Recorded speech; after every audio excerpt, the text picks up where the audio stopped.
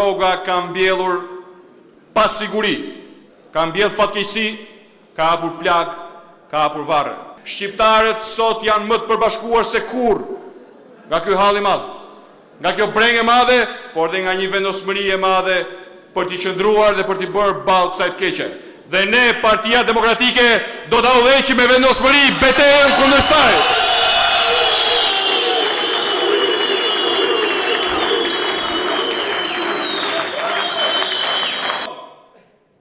Për luftën pa kompromis kundër narkotrafikut, që ku nisën për ka mbjell fatkeqësi, ka hapur plag, ka hapur varre.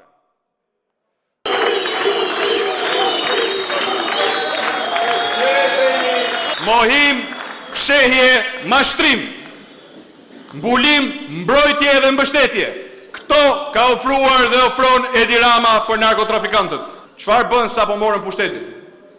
Hoqën mbi 400 oficerë të përkushtuar të policisë, të cilët bën të mundur që Shqipëria të futeshte në NATO dhe shqiptarët të udhtonin pa viza.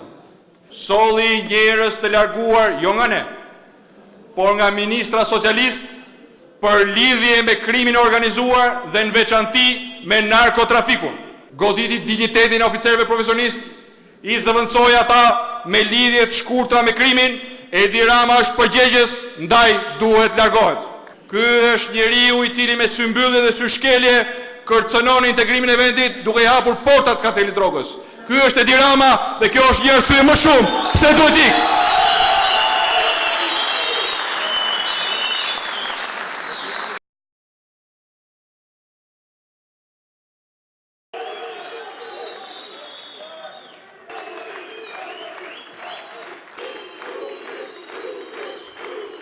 Më përpara kur ishte në opozit, fajin për gjithçka e kishte qeveria. Tani që është në qeveri, fajin për gjithçka e ka opozita. Sa do përpëliten ditë pas dite, a shikoni se po bëjnë nga 4 konferenca për shtyp, lexojnë të njëjtën letër që ju kanë shkruajtur, i ka zënë frika. Pse i ka zënë frika?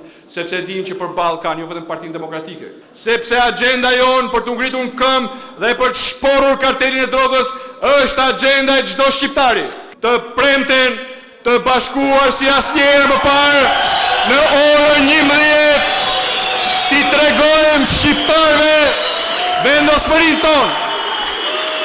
Të jemi të gjithë së bashku në këmbë për t'i thënë jo drogës dhe për t'i thënë përgjegjësit Edi Rama, ik, largo!